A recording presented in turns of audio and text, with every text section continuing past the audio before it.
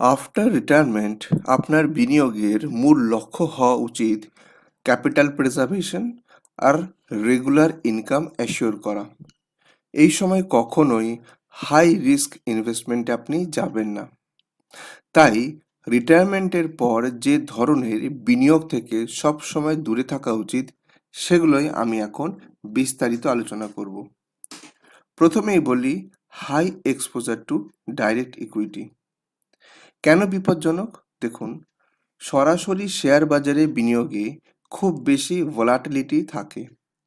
স্বল্প মেয়াদে যদি বাজার পড়ে যায় তাহলে আপনার মূলধন বা ক্যাপিটাল খুব দ্রুত কমে যেতে পারে, যা আপনার মাসিক আয়ের উৎসকে রিস্ক এর মধ্যে ফেলে দেবে।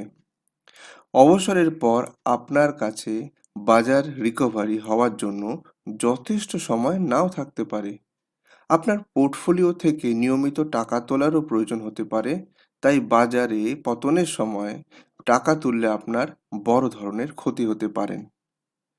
এর বিকল্প হিসেবে large and mid cap mutual fund, balanced hybrid mutual fund আপনি ইউজ করতে পারেন।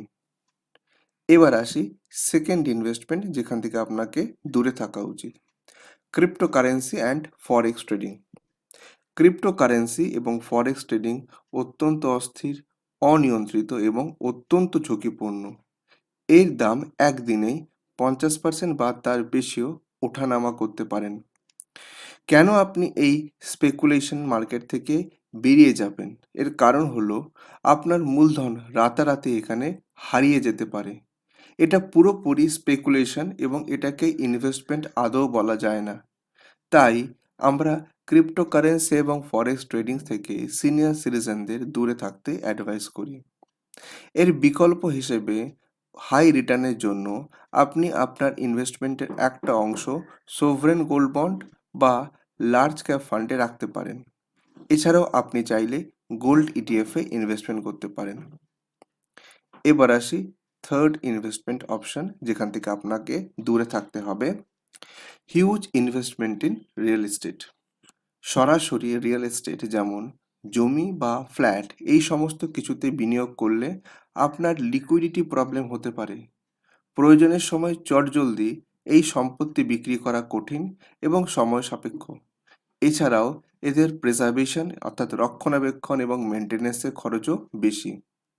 কেন এড়িয়ে যাবেন রিয়েল এস্টেট সেক্টর?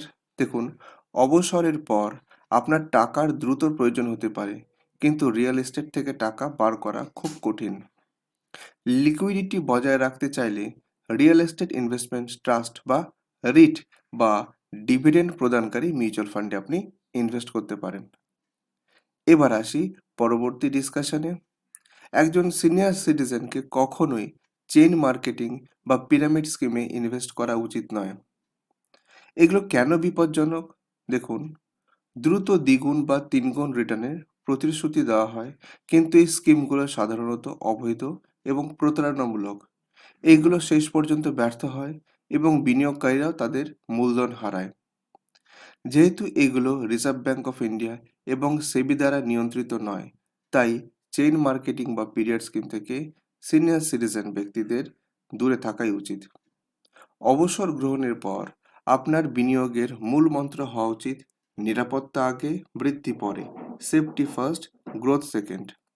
আপনার মূলধনের বেশিরভাগ অংশ স্থির আয় যেমন এসসিএসএস, এফডি বা সিকিউর মিউচুয়াল ফান্ড থেকে আসা উচিত। আপনি কি কম ঝুঁকি কিন্তু নিয়মিত আয় অর্থাৎ রেগুলার ইনকাম সম্পর্কে আরও কিছু জানতে চান?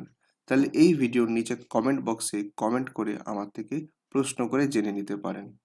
ভিডিওটা কেমন লাগলো অবশ্যই কমেন্ট করে আমাদের জানাবেন। আর আপনি যদি মিউচুয়াল ফান্ডে ইনভেস্টমেন্ট করতে চান তাহলে আপনি আমাদের সঙ্গে যোগাযোগ করবেন। আমরা সিনিয়র সিটিজেনদের উপযোগী বিভিন্ন ধরনের মিউচুয়াল ফান্ডের অ্যাডভাইস করে থাকি। আজ এখানেই শেষ করছি। আরেকদিন হাজির হব এরকমই ইনফরমেটিভ ভিডিও নিয়ে। সবাই ভালো থাকবেন। ধন্যবাদ।